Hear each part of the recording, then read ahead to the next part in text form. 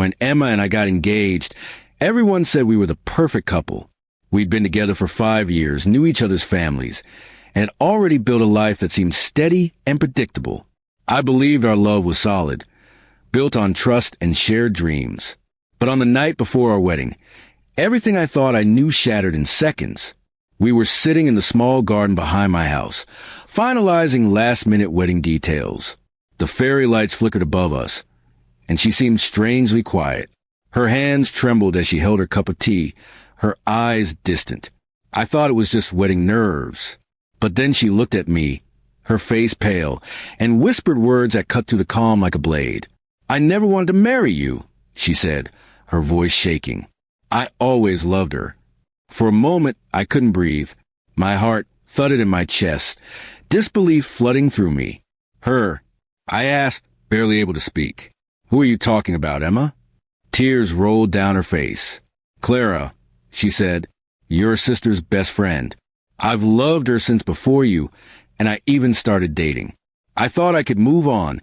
I thought I could love you enough to forget her. But I can't." The garden suddenly felt too small, too heavy with the truth that had been buried for years. I didn't shout. I didn't accuse. Something inside me just stopped. I looked at her and saw not the woman I was about to marry, but a person trapped in her own confusion, her own heartache. I swallowed hard, trying to keep my voice steady. "Then go," I said quietly. "You're free, Emma. Go live your life." She stared at me, stunned. "You're not angry?" she asked, her tears falling faster. I gave a sad smile. "Anger won't fix this. You deserve to be with whoever makes you feel alive. And I deserve someone who truly wants me." I stood up, feeling the weight lift off my chest, even though it hurt deeply.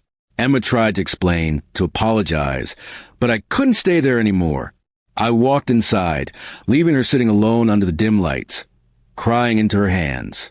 The next morning, instead of heading to our wedding venue, I packed away the suit that was supposed to start a new chapter of my life. Her family called, confused and panicked. I didn't tell them the truth. I only said, "The wedding's off. She needs time."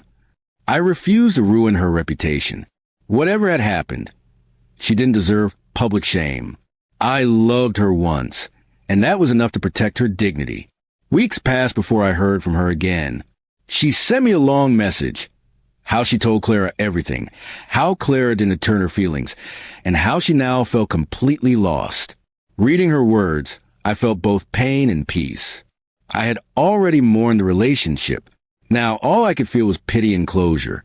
I didn't reply immediately. I waited, thinking about what to say. Finally, I wrote back, "Emma, I hope you find peace. You were brave for telling me the truth. Don't look back with regret.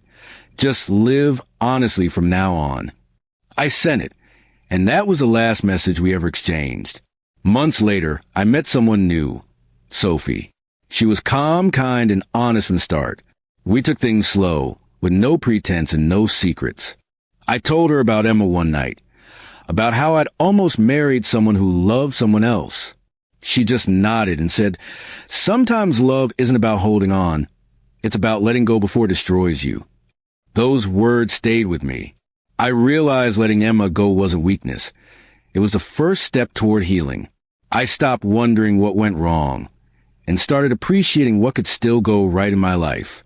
Sophie became a quiet strength beside me, teaching me that love built on truth always grows stronger. One evening, about a year later, I ran into Emma by chance at a cafe.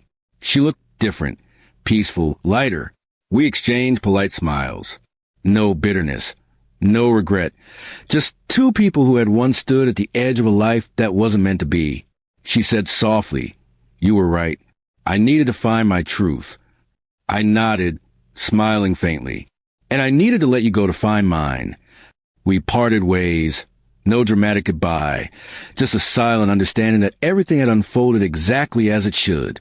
The pain that once felt unbearable now seemed like a necessary wound, one that taught both of us what real love meant. And as I walked away that day, I realized something. Sometimes setting someone free isn't about losing them. It's about finding yourself again in the quiet that follows.